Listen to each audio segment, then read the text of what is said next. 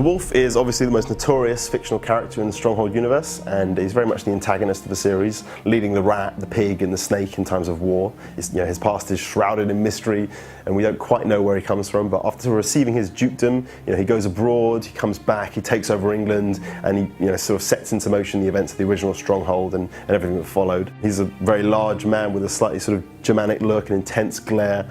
He lacks any sympathy for others, making him a pretty terrible AI companion if you ally with him, because he just generally won't listen to you. I would rather tear down your castle with a spoon than offer you assistance. He's cold and calculating, he only cares for himself and the power he has over his lands. The wolf is one of the strongest AI opponents in Crusader 2. He builds large castles with thick layered walls, towers manned with plenty of archers, and many different types of traps. Of all the AI opponents in Crusader 2, the wolf's castles are definitely the most deserving of the name Stronghold.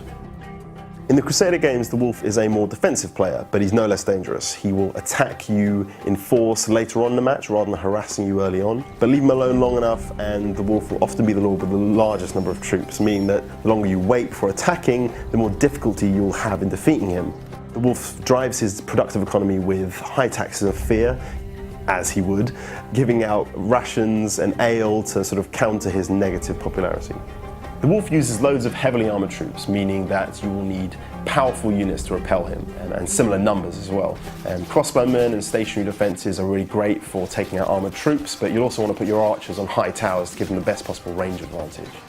Sending out squads of horse archers is a great way to thin his numbers or distract his troops as they come to your castle, but if they finally get there, pitch ditches are a great way to take out swordsmen. But to be honest, if the wolf's forces are at your castle walls, it might be too late.